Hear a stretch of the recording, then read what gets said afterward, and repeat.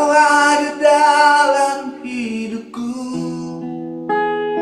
Kini ku datang sujud di hadapanmu, memujimu, amin, menyembahmu Yesus, ku menyembahmu.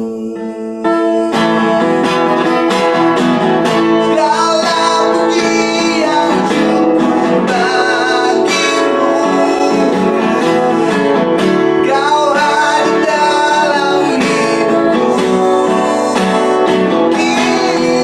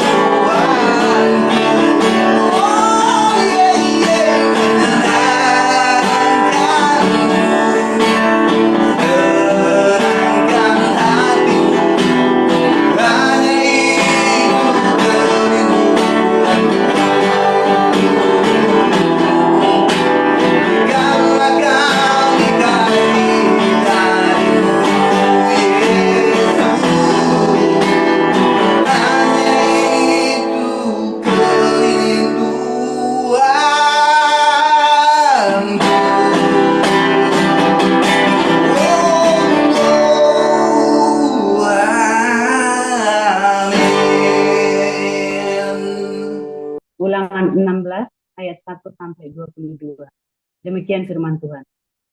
Ingatlah akan bulan Abib dan rayakanlah Paskah bagi Tuhan Allahmu. Sebab dalam bulan Abib itulah Tuhan Allahmu membawa engkau keluar dari Mesir pada waktu malam. Maka engkau harus menyembelih kambing domba dan lembu sapi sebagai korban Paskah bagi Tuhan Allahmu di tempat yang akan dipilih Tuhan untuk membuat namanya diam di sana. Janganlah engkau makan sesuatu yang beragi besertanya. 7 hari lamanya engkau harus makan roti yang tidak beragi besertanya, yakni roti penderitaan, sebab dengan buru-buru engkau keluar dari tanah Mesir. Maksudnya supaya seumur hidupmu engkau teringat akan hari engkau keluar dari tanah Mesir. Janganlah terdapat padamu ragi di seluruh daerahmu 7 hari lamanya, dan daging hewan yang kau sembelih pada waktu petang pada hari pertama, janganlah ada yang bermalam sampai pagi. Engkau tidak boleh mempersembahkan korban Paskah di salah satu tempat yang diberikan kepadamu oleh Tuhan Allahmu. Tetapi di tempat yang akan dipilih Tuhan Allahmu untuk membuat namanya diam di sana, engkau harus mempersembahkan korban Paskah itu pada waktu senja ketika matahari terbenam, bertepatan dengan saat engkau keluar dari Mesir. Engkau harus memasaknya dan memakannya di tempat yang akan dipilih Tuhan Allahmu. Kemudian paginya engkau harus pulang kembali ke kemahmu. 6 hari lamanya engkau harus makan roti yang tidak beragi. Dan pada hari yang ke-7 harus ada perkumpulan raya bagi Tuhan Allahmu. Maka janganlah engkau melakukan pekerjaan. 7 minggu harus kau hitung.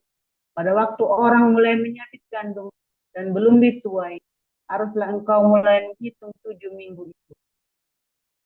Kemudian haruslah engkau merayakan hari raya 7 minggu bagi Tuhan Allahmu. Sekedar persembahan sukarela yang akan kau berikan sesuai dengan berkat yang diberikan kepadamu oleh Tuhan Allahmu.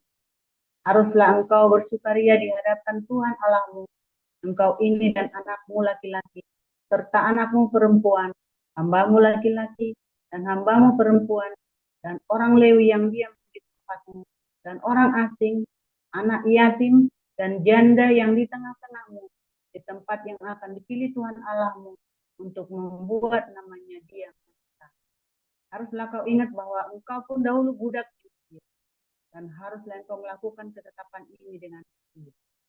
Hari raya Pondok Daun haruslah kau rayakan 7 hari lamanya. Apabila engkau selesai mengumpulkan hasil tempat penyirikanmu dan tempat pemerasanmu, haruslah engkau bersuka cita pada hari rayamu itu. Engkau ini dan anakmu laki-laki serta anakmu perempuan, hambamu laki-laki dan hambamu perempuan, dan orang Lewi, orang asing, anak yatim, dan janda yang diam di tempatnya. 7 hari lamanya harus engkau mengadakan perayaan bagi Tuhan Allahmu di tempat yang akan dipilih Tuhan, sebab Tuhan Allahmu akan memberkati engkau dalam segala hasil tanahmu dan dalam segala usahamu, sehingga engkau dapat bersukaria dengan sungguh-sungguh. 3 kali setahun setiap orang laki-laki di antaramu harus menghadap hadirat Tuhan Allahmu, tempat yang akan dipilihnya, yakni pada hari roti tidak beragi, pada hari raya 7 minggu, dan pada hari raya Pondok Daun. Janganlah ia menghadap hadirat Tuhan dengan tangan hampa, tetapi masing-masing dengan sekedar persembahan, sesuai dengan berkat yang diberikan kepadamu oleh Tuhan Allah. Hakim-hakim dan petugas-petugas haruslah kau angkat segala tempat yang diberikan Tuhan Allahmu kepadamu. Menurut suku-sukumu, mereka harus menghakimi bangsa itu dengan pengadilan yang adil. Janganlah memutarbalikkan keadilan, janganlah memandang bulu, dan janganlah menerima suap, sebab suap membuat buta mata orang-orang bijaksana dan memutarbalikkan perkataan orang-orang yang benar. Semata-mata keadilan itulah yang harus kau kejar, supaya engkau hidup dan memiliki negeri yang diberikan kepadamu oleh Tuhan Allah. Janganlah engkau menanam suatu pohon sebagai tiang berhala di samping mezbah Tuhan Allahmu, mezbah yang akan kau buat bagimu. Janganlah juga kau dirikan bagimu tugu berhala yang dibenci oleh Tuhan Allah. Orang yang lemah imannya tanpa mempercakapkan pendapatnya. Yang seorang yakin bahwa boleh makan segala jenis makanan, tetapi orang yang lemah imannya hanya makan sayur-sayuran saja.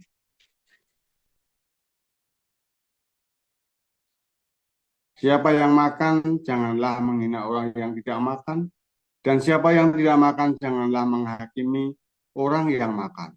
Sebab Allah telah menerima orang itu.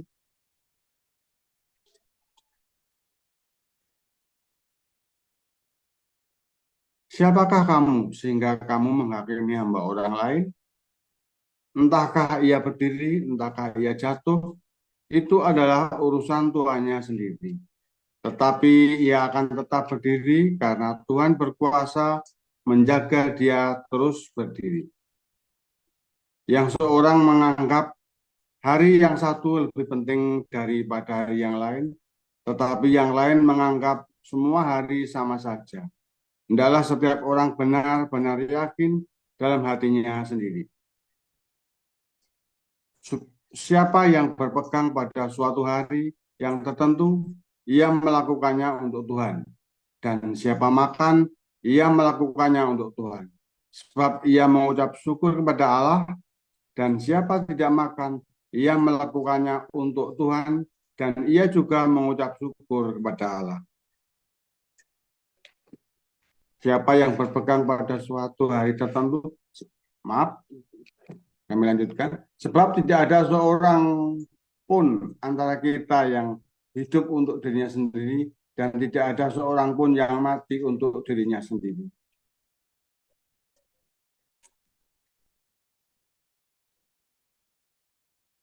Sebab jika kita hidup untuk Tuhan, dan jika kita mati untuk Tuhan. Jadi baik hidup atau mati, kita adalah milik Tuhan. Sebab untuk itulah Kristus telah mati dan hidup kembali, supaya ia menjadi Tuhan, baik atas orang-orang mati maupun orang-orang hidup. Tetapi mengapakah engkau menghakimi saudaramu? Atau mengapakah engkau menghina saudaramu? Sebab kita semua harus menghadap tahta pengadilan Allah. Karena ada tertulis, demi aku hidup, demikianlah firman Tuhan. Semua orang akan bertekuk lutut di hadapanku, dan semua orang akan memuliakan Allah. Demikianlah setiap orang di antara kita akan memberi pertanggungjawaban jawab tentang dirinya sendiri kepada Allah. Karena itu janganlah kita saling menghakimi lagi, tetapi lebih baik kamu menganut pandangan ini, jangan kita membuat saudara kita jatuh atau tersandung. Aku tahu dan yakin dalam Tuhan Yesus bahwa tidak ada suatu yang najis dari dirinya sendiri. Hanya bagi orang yang beranggapan bahwa sesuatu adalah najis, bagi orang itulah sesuatu itu najis. Sebab jika engkau menyakiti hati saudaramu oleh karena sesuatu yang engkau makan, maka engkau tidak hidup lagi menurut tuntutan kasih. Janganlah engkau membinasakan saudaramu oleh karena makananmu, karena Kristus telah mati untuk dia. Apa yang baik yang kamu miliki, janganlah kamu biarkan difitnah. Sebab kerajaan Allah bukanlah soal makanan dan minuman, tetapi soal kebenaran, damai sejahtera, dan sukacita oleh Roh Kudus. Karena barang siapa melayani Kristus dengan cara ini, ia berkenan pada Allah dan dihormati oleh manusia. Sebab itu marilah kita mengajar apa yang mendatangkan damai sejahtera dan yang berguna untuk saling membangun. Janganlah engkau merusakkan pekerjaan Allah oleh karena makanan. Segala sesuatu adalah suci, tetapi celakalah orang jika oleh makanannya orang lain tersandung. Baiklah, engkau jangan makan daging atau minum anggur, atau sesuatu yang menjadi batu sandungan untuk saudaramu. Berpeganglah pada keyakinan yang engkau miliki itu bagi dirimu sendiri di hadapan Allah. Berbahagialah dia yang tidak menghukum dirinya sendiri dalam apa yang dianggapnya baik untuk dilakukan. Tetapi barang siapa yang bimbang, kalau ia makan, ia telah dihukum karena itu tidak melakukannya berdasarkan iman. Dan segala sesuatu yang tidak berdasarkan iman adalah dosa. Demikian. Terima kasih untuk para lektor, Bu Rosna Baban dan Pak Muji untuk pembacaan firman Tuhan. Kita akan dengarkan firman Tuhan. Silakan Pastor Paul.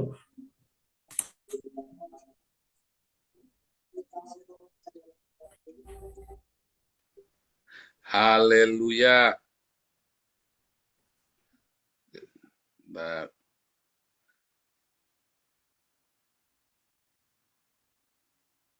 Oke, firman Tuhan selalu baru setiap hari ketika kita menantikan Tuhan dengan penuh cinta, penuh pengharapan, dan ya dengan tekun, saudara ya.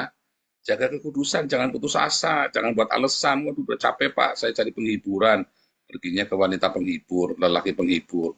Kan geblek itu namanya, saudara ya. Nggak ada alasan, padang gurun kamu nikmatin. Ya, padang gurun saatnya kamu hidup kudus. Bukannya malah Pak, saya capek Pak, alasan cari wanita penghibur. Geblek itu, saudara. Saya butuh hiburan, carinya wanita penghibur. Lagi butuh, saya butuh penghiburan Pak. Penghibur itu dari Roh Kudus, bukan dari wanita penghibur apa pria penghibur. Ya, jangan buat alasan padang gurun itu ya. Padang gurun itu justru membuat kamu kuat. Kok tahu Pak? Pasti tahu, jangan banyak tanya saudara, saya Nabi 26 tahun. Serius saudara, saya nggak main-main saudara ya. Banyak orang mulai selingkuh, banyak orang mulai hidup yang nggak benar, juga di dalam kesesakan. Kenapa? Dia capek, lelah.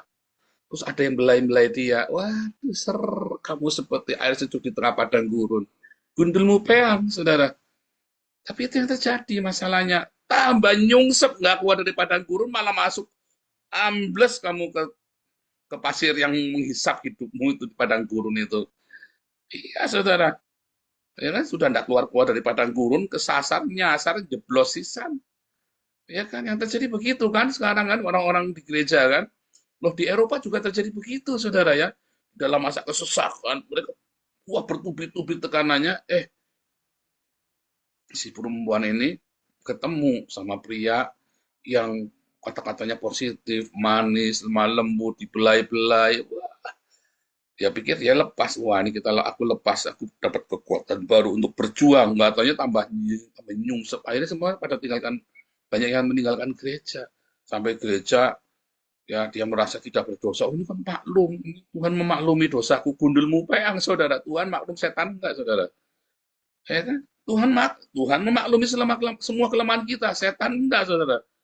Ya kan? Makanya saya kalau bilang sama di pengurus yayasan ya, kalian kalau prosedurnya nggak taat ya, kita maklum dengan Anda, saudara. Polisi enggak loh, saudara. Kita maklum dengan Anda, tapi para pembenci kita nggak maklum, dikejar kita, saudara. Anda nangkap nggak? Para pengurus saya hati-hati dengan SOP ya. SOP ada itu bukan untuk dilanggar loh, saudara. Kamu belajar.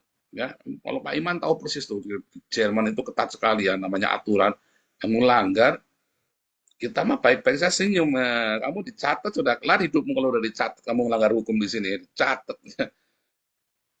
Kita maklum, tetangga kita maklum, saya maklum. Tapi para pembenci kita, hukum itu tidak bisa maklum. Alam semesta ini tidak bisa maklum, nggak bisa ngomong maklum, saudara. Apa yang kamu tuai pun pasti kamu tuai. Jadi jangan gunakan alasan, ya saudara, jangan beralasan. Disiplin. Ayo, ini kesempatan kamu disiplin. Kenapa hidupmu susah? Karena nggak disiplin. Serius, saudara ya. Saya ngamatin hidup saya sendiri. Saya ini orang yang cerdas, pandai. Ngerjain apa-apa jadi, saudara. Tapi saya bukan orang yang disiplin. Nah, dari mana saya nggak mau nyalain orang tua saya bukan orang yang disiplin juga. Tapi kenapa saya ikut-ikut? Salah saya sendiri. Ya kan? Karena ada terlalu banyak hal yang tidak baik yang saya nonton. Lalu saya sendiri menempa hidup saya sendiri. Nah, ketika saya meremehkan kedisiplinan ini, akibatnya apa, saudara? Akibatnya saya selalu gagal ketika ada satu celah kecil, disitulah saya selalu gagal, saudara. Nah, saya tidak disiplin dalam hal yang kecil-kecil itu. Nah, dari situ saya mulai belajar tiap hari ya. Ternyata Berjalan bersama Tuhan adalah sebuah kedisiplinan. Makanya kamu disebut disciples. Ya, dalam bahasa Inggris kan, kamu disebut disciples karena kamu harus disiplin, saudara, tiap hari. Nah, saya ini lagi ngerjain paper 17 paper saya kudu ngumpulin, saudara ya. Udah nggak ada kuliahnya, tapi 17 paper saya kudu ngumpulin, saudara ya. Ini yang mesti kelar ini dalam bulan Agustus ini, coba bayangin. Sudah jadi 4 ya, udah jadi 5, ini udah menjadi 5. Waduh, saudara, mesti disiplin. Tanya sama si Georgios ini.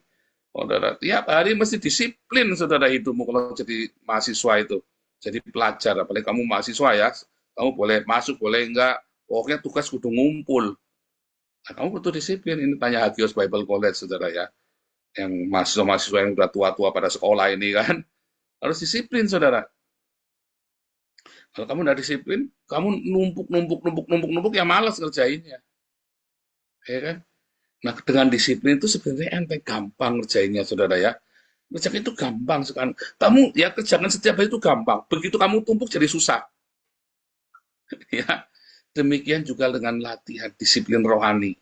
Ya, aduh ngampuni yuk. Nanti ngampuni yuk. Kesenggol tukang becak mobilnya dikit kamu pisui. Kamu kesenggol ya, kamu lagi jalan cuman dilihatin orang begitu, cuman orang nggak sengaja lihat. Apa lu lihat-lihat? Ya kan? Yang gitu-gitu, saudara ya. Baru Anda ngelihat apa dikit, lihat bokong megol-megol, wah langsung saudara, wing wing wing wing wing wing wing wing, tegang. Ya kan? Padahal ternyata megol-megol itu bebek, saudara ya. Masa ada megol-megol, Anda langsung tegang begitu. Bebek ya megol-megol kan, babi juga megol-megol ya. Babi itu kalau jalan kan megol-megol juga. Aduh, saya kadang-kadang disiplin, saudara ya. Kedisiplinan. Pak katanya kalau sudah di dalam Tuhan tidak berdosa lagi. Tidak ada dosa lagi. Tapi kamu jangan undang dosanya. Diundang dosanya udah datang, saudara. Jangan diundang. Ya, kalau diundangnya masuk. Itulah sebabnya saya kalau pergi selalu sama anak. Ya, selalu pergi sama anak berdua. Jangan diundang, jangan kasih kesempatan. Ya, jangan pernah kasih kesempatan. Kalau ada anak kan selalu dia mengingatkan. Ya kan? Gitu, saudara ya. Nah, ada yang penting juga nih. Saya seneng ya Pak Stephen juga ya. Pergi kemana-mana isinya diajak. Oh anaknya sama siapa? Sama omanya. Nah, itu cerdas itu, saudara. Makanya, hai anak-anak muda, kalau sudah menikah, peliharalah orang tuamu, lakukannya baik-baik. Supaya kalau kamu pergi-pergi berduaan sama istrimu, ya, opa-omanya bisa ngerawat anak-anakmu. Kalau kamu perlakuan orang tuamu tidak baik, suruh ngerawat anakmu, emoh, kamu lebih sayang sama pendetamu kok daripada sama papa mamamu. Itu saudara, rawatlah orang tuamu baik-baik. Jadi kalau kamu lagi kayak Pak Stefan pergi berdua terus kemana-mana sama istrinya, itu bagus, saudara, itu positif ya. Saya ngelihat ya disiplin. Jadi tidak ada kesempatan buat dia untuk berbuat yang nggak benar. Orang anaknya sama opa-omanya, saudara, pinter ini Pak Stefan ini ya. Harus begitu. Kayak Pak Hawe nih, anaknya sibuk ini kan, anaknya sibuk berkarir dua-duanya, mantunya juga. Pak Hawe yang rawat ini, jadi MC ngomong jujur. Karena dia mana sama anaknya, saudara ya. Gitu, saudara ya. Saya mah juga mau nih ngomong-ngomong anak saya berdoa sama Tuhan supaya saya sempat ngomong anak saya ya, saudara, ngomong cucu saya ya, bisa ngerawat ya sampai memasukkan firman Tuhan dalam hidup mereka. Itu penting. Coba kita lihat ya, orang Yahudi itu punya disiplin. Dia punya hari-hari buat dijaga, saudara. Dan itu benar-benar ya. Oh, orang Islam juga Pak, 5 kali sehari Pak. Nah, kalau orang Islam itu bukan disiplin, saudara. Itu bukan disiplin. Ditakut diweden-wedenin neraka, saudara. Itu bukan disiplin, saudara. Tahu nggak bedanya?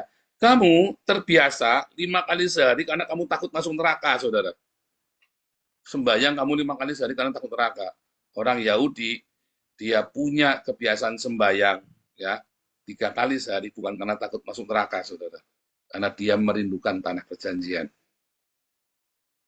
Dia punya 3 hari raya besar yang wajib. Setiap 3 hari raya ini orang Yahudi dari seluruh dunia berusaha kembali ke Israel, saudara. Ya, hari raya Nisan, hari raya Pesah. Hari raya Pesah itu adalah hari raya mereka keluar dari Mesir, ya. Dan mereka mengorbankan domba Paskah, ya. Nah, itu Pesah atau Paskah.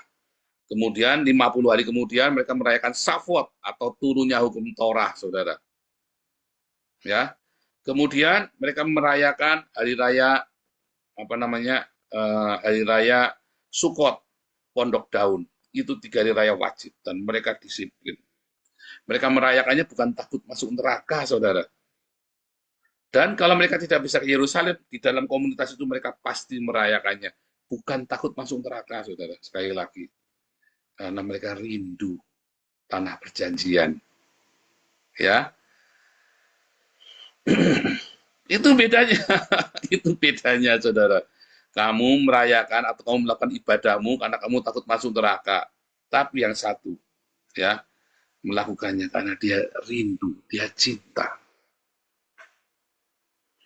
Nah, ibadah kita juga begitu. Nah, kalau orang Yahudi punya ritual yang letterless, ya, ritual yang letterless, yang literal, ya, secara literal harus begitu dilakukan.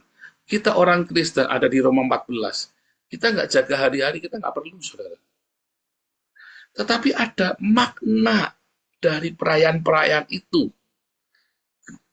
Ya, orang-orang yang percaya Yesus Kristus di dalam perjanjian baru, maka menjadikan Torah itu sebagai metafora, nubuatan dari Yesus dan metafora dari semua makna rohani.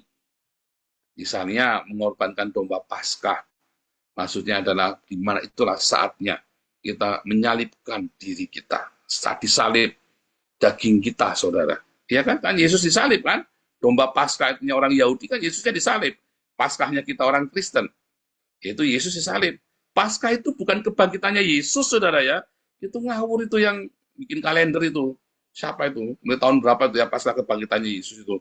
Tahun 400-an itu ya kalau nggak salah ya. Paskah kok kebangkitannya Yesus? Paskah itu justru kematian Yesus disalib. Ya. Lalu turunnya hukum Taurat, hari raya Shavuot, itu adalah turunnya Roh Kudus, saudara. Setelah kamu menerima Yesus Kristus, percaya, menerima penebusan dari Yesus yang disalib itu, maka kamu akan menerima Roh Kudus. Ya, turunnya hukum Taurat itu kan Shavuot, hari raya Shavuot, atau turunnya Torah, atau turunnya Roh Kudus. Itu makna rohaninya, saudara. Kamu setelah percaya kepada Yesus, maka kamu perlu dipenuhi oleh Roh Kudus. Ya, yaitu rema yang melimpah, remanya Yesus yang melimpah dalam hidupmu. Ada cinta yang melimpah di situ, saudara. Kemudian kamu merayakan Pondok Daun, ya. Di hari raya Pondok Daun itu, maka kita semua bersukacita, itu adalah hari raya penuaian. Kamu akan menuai yang besar, saudara. Itu adalah hari sukacitanya kita. Hari raya di mana trompet itu ditiup, ya, adalah kedatangannya Tuhan Yesus. Beberapa orang ya, kalau saya oke lah, maksudnya kedatangan Yesus yang kedua, ini di hari raya Pondok Daun katanya ya. Beberapa orang gereja karismatik, mesianik percaya bahwa hari raya Pondok Daun adalah menubuatkan kedatangan Yesus nanti yang juga kedua, ya, hari raya trompet. Sangkakala terakhir dibunyikan katanya kan. Nah, bisa boleh ya boleh. Ya, bisa iya, ya kan hari raya meniup sangkakala itu kan dibarengin dengan Rosh Hashanah kan. Tapi itu adalah makna rohaninya, saudara ya. Dan yang kita rayakan, yang kita ikuti dalam makna rohaninya di dalam hidup kita. Dan kita harus melakukannya dengan disiplin. Bagaimana kita selalu mengingat kematian Yesus dengan berdiakonia dan bermaturia. 1 Korintus 11 ayat 26, ingat-ingat ya. Ya, maka Yesus mengambil cawan, mengambil roti, ya, lalu berkata, inilah darahku, inilah tubuhku, lakukanlah ini untuk mengingat aku, yaitu apa? Diakonia. Roti itu adalah diakonia, membagi rotimu. Cawan anggur itu memberitakan kematian Tuhan. Ya, bersaksi. Ya kan? Di malam Paskah itu kan Anda selalu diingatkan untuk membagi roti, yaitu berdiakonia. Ya, bukan pakai roti kecil-kecil. Bukan, itu ritual pagan itu, saudara. Benar-benar membagi roti hidupmu, bagi nasi, bagi beras, dan meminum anggur. Kematian Tuhan kan, darah Yesus, yaitu apa, saudara? Bersaksi, Yesus telah mati dan bangkit, menebus Anda dan saya. Ya kan? Kemudian Anda punya makna rohani bahwa setelah kamu menerima Yesus Kristus sebagai Tuhan dan Juru Selamat, kamu harus punya Roh Kudus, hidup dengan rema setiap hari. Hidup penuh dengan rema, hiduplah penuh dengan Roh Kudus setiap hari. Dan harus disiplin, saudara. Berdiakonia dengan disiplin, bersaksi dengan disiplin. Anda harus punya jam-jam diakoni dan bersaksi, saudara ya. Anda harus juga selalu hidup penuh dengan cinta, penuh dengan Roh Kudus. Dan juga Anda juga harus menantikan dan mempercepat kedatangan Tuhan Yesus dengan memberitakan Injil. Ya, dan berdiakonia dalam cinta kasih. Terus. Nah, ada makna rohani. Kenapa, saudara? Anda perlu menjalani makna rohaninya itu dengan disiplin. Karena itu adalah bagaimana kita membentuk manusia roh kita, saudara. Tidak bisa, ya. Bersaksi, oh saya mau memberitakan Injil, Pak. Iya, tapi hidupmu bisa jadi saksi enggak? Jangan cuma bacot doang kamu, Yesus baik, kelakuanmu badak, saudara. Tukang utang, misalnya kan. Jangan, saudara. Dikit-dikit utang, dikit-dikit utang. Jangan. Ya. Jangan kelakuanmu badak. Ya, saudara ya. Hiduplah dan disiplin dalam cinta kasih Tuhan yang benar.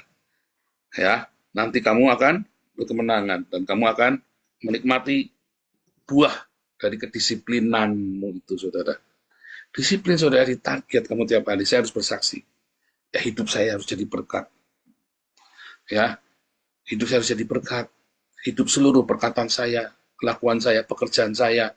Anda kalau orang Kristen jangan dikit-dikit minta izin. Saya mau izin Pak KKR, mau izin jadi WL, jadi mau khotbah Pak. Dikit-dikit izin kantor. Bosmu lama-lama, kamu kerja di gereja saja, jangan di sini. Iya kan? Kalau saya jadi bos, saya tak omongin, kamu kerjanya di gereja saja, jangan di sini. Kamu tidak pantas jadi manajer, kamu pantasnya jadi pendeta. Gitu, saudara. Kalau mau jadi bos juga jangan mau dikerjain. Wah, tapi itu untuk pekerjaan Tuhan, Pak. Kerjaan Tuhan gundulmu peang, saudara. Bukan, tak kasih tahu ya. Itu dia lagi aktualisasi diri. Nanti saya tertutup, tak jamin. Kalau kamu dikutuk, bilang malaikatnya sudah izin sama Nabi 26. Saya tidak mengizinkan ya karyawan saya untuk selalu pulang, kasih buat jadi WL atau buat khotbah. Bilang sudah izin sama Nabi 26. Jangan mau ditipu sama karyawanmu. Males bilang aja. Gitu aja ya, saudara ya. Iya, demi kemuliaan Tuhan, gunungmu peang, saudara. Anda harus bersaksi, kalau kerja yang benar ya. Karena kerja itu adalah bagian dari ibadah kita. Ingat ya, pelajaran pemuritan, bahwa kodratnya kita adalah bekerja. Itu kodratnya kita, karena itu adalah ibadah kita. Perintah pertama yang diperintahkan, sebelum ada Torah, sebelum ada yang lainnya. Sebelum ada kata jangan makan buah pengetahuan, sebelum ada macam-macam, bilangnya apa? Bekerja. Ya, kelolalah bumi, bukan ya, untuk mengerjakan Taman Eden, dan Anda membagikan Taman Eden kepada orang. Bekerja, saudara. Bukannya jadi WL, bukannya suruh khotbah, bekerja. Hati-hati kamu, saudara ya.